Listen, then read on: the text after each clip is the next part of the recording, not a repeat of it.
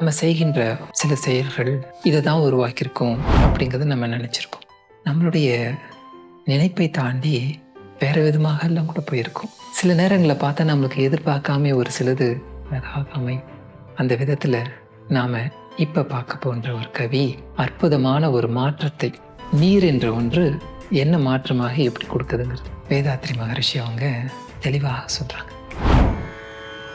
நீர் இல்லாவிட்டால் நிழல் இல்லை என்று சொல்வேன். நீங்கள் சொல்வது தவறு என்பீர். நிச்சயமே நீர் வித்தில் ஊறி உறைந்து நீண்டு மரமாகிறது. நீர்வானில் மேகம் நீர் உறைந்த பக்குவமே நிலம். நீர் உறைந்த பக்குவமே நிலம். கொஞ்சம் கான்ட்ரடிக்டிங்காக இருக்கு இல்லையா? நிழல் எப்படி கிடைக்கும்? ஏதோ ஒரு பொருள் இருந்தால் அந்த பொருள் சூரிய வெளிச்சத்தை மறைச்சா அங்கே கிடைக்கக்கூடியது, இல்லை ஒரு வெளிச்சத்தை மறைச்சா அங்கே நிழல் ஏற்படும். இவர் சொல்றது பார்த்தோன்னா பொருளே இல்லை. நீர் என்ற ஒன்று ஒரு டிரான்ஸ்பரண்டான ஒரு விஷயம், அது மறைக்க முடியாது. அப்போ நிழல் அனைத்தும் நீரால் அப்படிங்கிறது கண்டிப்பாக நீங்கள் ஏற்றுக்க மாட்டீங்க அப்படிங்கிறது தான் சொல்கிறாங்க. நீர் இல்லைன்னா நிழலே இருக்காது அப்படிங்கிறது யோசித்து பார்க்க சொல்கிறார். ஏன் உங்களுக்கு ஒத்துக்க முடியாது அப்படிங்கிறது கொஞ்சம் நீங்களே யோசித்து பார்த்தீங்கன்னா கண்டிப்பாக ஒத்துக்கொள்வோம். இப்படி தான் நிறைய விஷயங்களை வாழ்க்கையில் நம்ம ஒத்துக்கொள்ளாமல் இருக்கோம். ஏன்னா அதுக்குள்ளாக உள்ளே போய் பார்க்கறதில்ல. எந்த ஒன்று எப்படி மாறி வந்திருக்கு அப்படிங்கிறத நம்ம நினைக்கல. இப்படி வந்தது, இப்படி செய்தது தான் இப்படி வரும் அப்படிங்கிறது ஒரு ஃபிக்ஸ்ட், அதுலேயே உட்காந்துருக்கோம், ஃபிக்ஸ்டாக இருக்கும். அந்த ஃபிக்ஸ்டாக இருக்கிற வரைக்கும் நமக்கு அந்த மாற்றங்கள் எப்படியெல்லாம் மாறுதுங்கிறது தெரியறதே கிடையாது. அதை தான் சொல்கிறாங்க, நீர் ஒரு சீடு இருக்குது. ஒரு விதைக்குள்ளாக அந்த நீர் பட்டாதான், இந்த நீர் அதுக்குள்ளார போய் உறைந்தாதான் அதுலேருந்து வரக்கூடியதான் ஸ்ப்ரவுட் ஆகி வரும். அப்போ தான் கொஞ்சம் கொஞ்சமாக அது அப்படியே வந்து அந்த குட்டி குட்டியாக வந்தது தான் மரமாச்சு.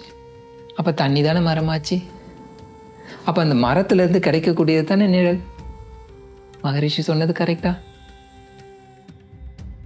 மரம் இல்லைன்னா நிழல் இல்லை, அப்போ நீர் இல்லைன்னா மரம் இல்லை, முடிஞ்சு போச்சு. அப்போ நீரே தான் நிழல், அதுதான் நிழலே கிடைக்குது. உண்மைதானே? இப்போ எப்படி புரிஞ்சது பாருங்கள். ஒத்துக்கொள்ள முடியாதது ஒத்துக்கொள்ளுற மாதிரி நம்ம மாறிட்டோமா இல்லையா?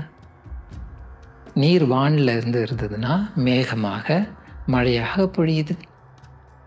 அதே நீர் என்ன ஆகுது, அப்படியே கொஞ்சம் உறைஞ்சி போச்சுன்னா அதுவே கெட்டியான ஒரு பொருளாக மாறும்போது நிலம், மண் அப்படிங்கிற மாதிரி ஒரு கெட்டி பொருளாக, ஏன் மலைகளாகக்குள்ளாம் மாறுறது என்ன?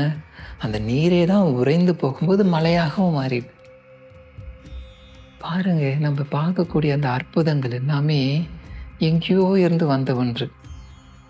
நதி மூலம் எங்கேருந்து வருது அப்படிங்கிறத ஆராய்ந்து உள்ளே போகும்பொழுது அந்த ஆராய்ச்சி, அந்த ஆரம்ப நிலை அப்படின்னு தெரிஞ்சிருதுன்னா எல்லாமே இப்படி தானேப்பா, எல்லாமே ஒன்று, எல்லாருடைய ஆரம்பமும் ஒரே இடம்தான்.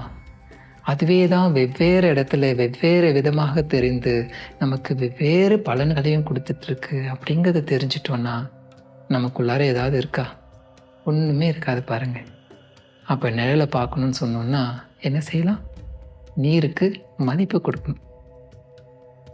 நீரை மட்டும் இல்லை, இந்த மாதிரி எல்லா உயிர்களையும் எல்லோரையும் நம்ம மதித்தோன்னா நிச்சயமாக வாழ்க்கை மலரும். திரும்ப நாம் ஞாபகப்படுத்திக்குவோம். நீர் இல்லாவிட்டால் நிழல் இல்லை என்று சொல்வேன். நீங்கள் சொல்வது தவறு என்பீர். நிச்சயமே நீர் வித்தில் ஊறி உறைந்து நீண்டு மரமாகிற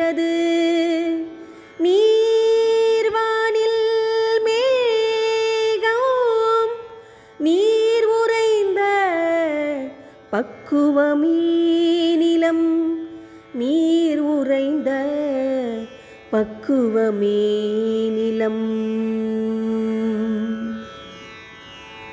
உணர்வோம், மாறுவோம், அந்த மாற்றத்தை நல்லதொரு மாற்றமாக காண்பிப்போம். எல்லோருக்கும் பலனளிக்கும். வாழ்க வளமுடன்.